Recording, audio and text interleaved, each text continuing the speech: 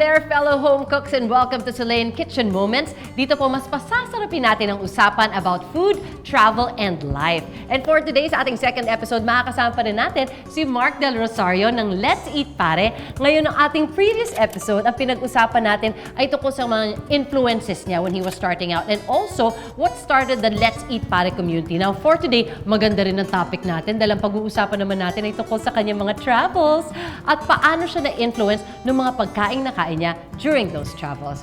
I'm so excited kasi nakakamiss mag-travel. So, you've done local travel. Have you always liked to travel? Is your family a traveling family? We would travel once a year. So, in the beginning, we would go to the favorite stops. Hong Kong. Yan, totoo yan. Yes. Tokyo. In the beginning, of course, with the family. Yes. Kompleto talaga. That's a ritual. And then, for business and of course, with friends, we get to go on our own.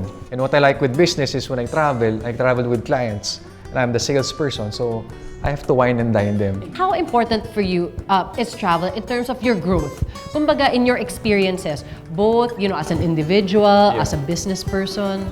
I was very fortunate to be around foreigners in my work because I work for multinational companies. So they would talk about their countries and where to eat. So I'd always tell them, when I visit your country, I'll remember this and I'll eat in that place. How has this parang experience of yours in travel, whether kasi swerte ka nga with your work, nakaka-travel ka, or with your family, di ba? Yeah. How has it contributed dun sa community mo ngayon? Di ba? Parang in terms of pagiging open-minded ba yan, etc.? Of course.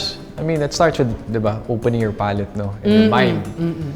Kasi ito, a world that you've never seen before, di ba? So it's also giving the community parang an inspiration. Yeah. Now, one day I want to do that. I know that we're focusing local, but I think also that a lot of the growth of, let's say, our palate or our being adventurous also comes from, the fortunate travel abroad. Yes. So what are, siguro naman 2 or 3 countries that you visited and siguro the type of food or dish na tumatak din siya sa'yo? Okay. Of course, when you were younger, Hong Kong. Yan! Kasi closer to home Yes! Oriental, tsaka Cantonese Tsaka may kanin doon. May kanin doon, may fried rice. Pag bata ka, hindi ka makakain ng Give me the tinapay Yang Chow all fried day. rice. I'm sorry. Yang Chow fried. Buhay ka na dyan. So sasabihin sa'yo, my friend, do you want 2 orders of Yang Chow fried rice? Yes! Yan, Yes, my friend! So hot noodles. Then you get to travel to the US. Then you see the comfort food.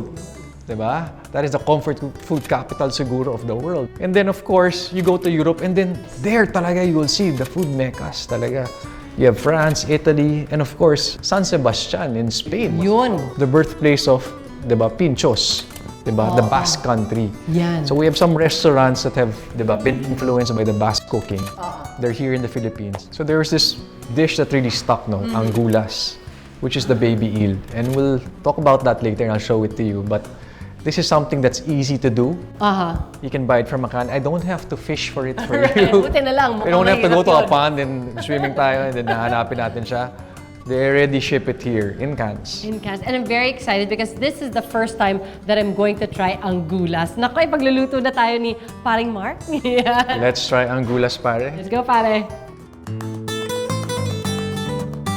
All right, we are now in the kitchen and starting to wear our aprons. Siyempre, sa'yo may Let's Eat Pare. Kasama yan, parate. Every time I get invited to talk in public, I always have to wear the apron. So I'm happy to serve you guys. Of course.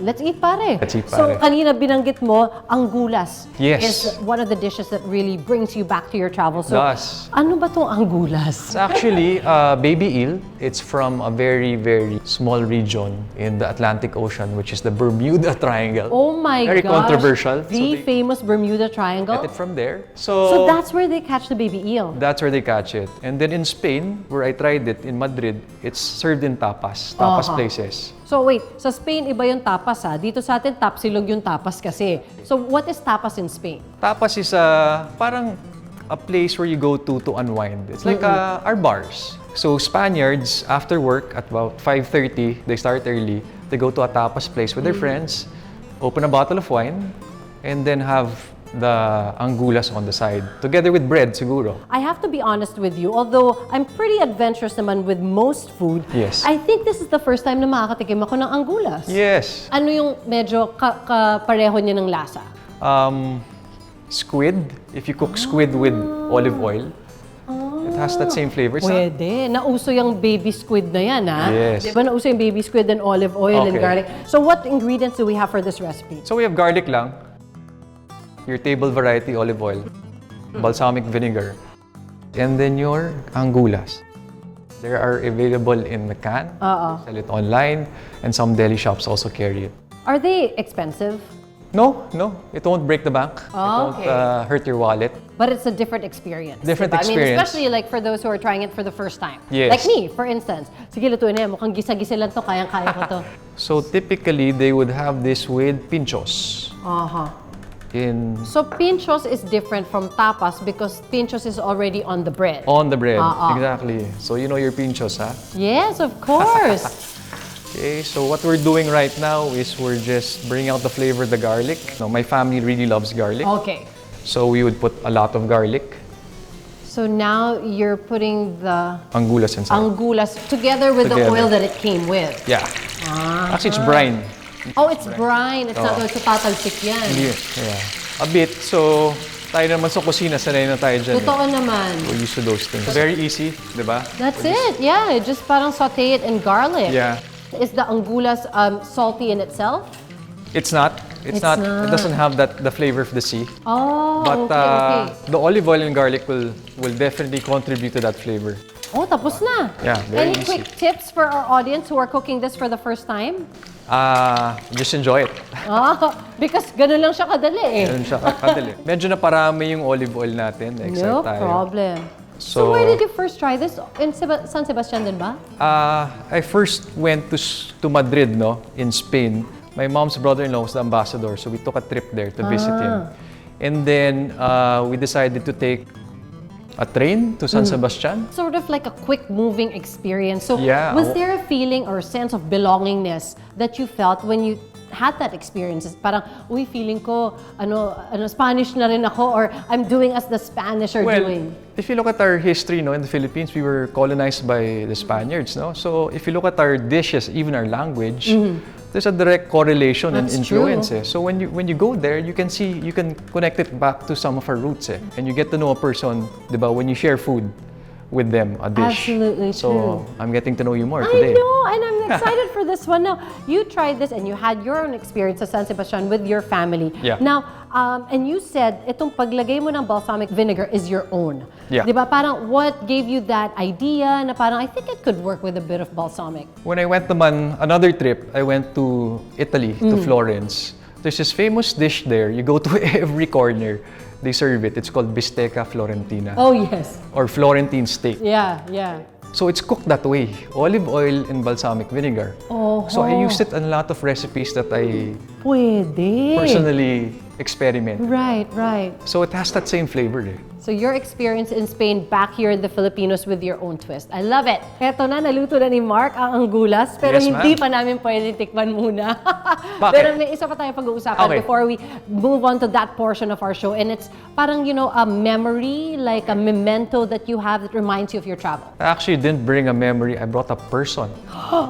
Another person, another guest to Pasok. enjoy the angulas with us. It's my boss, Don Vito. Gosh, Don Vito Corleone. What really drew me to him is, diba, his leadership. What I really liked is what it says here. So I was in a business trip in Singapore and I saw this in a shop, no? It said, great men are not born great, they grow great. Diba? So through your travels, diba, you learn a lot of things eh. It opens up your mind, it opens up your palate. Diba? You don't get stuck. When you go out, diba, you learn from people. Today, I'm learning about you also. Oh, and Diba? likewise. Diba? And you're learning about Oo something nga, that no? I like to cook for family.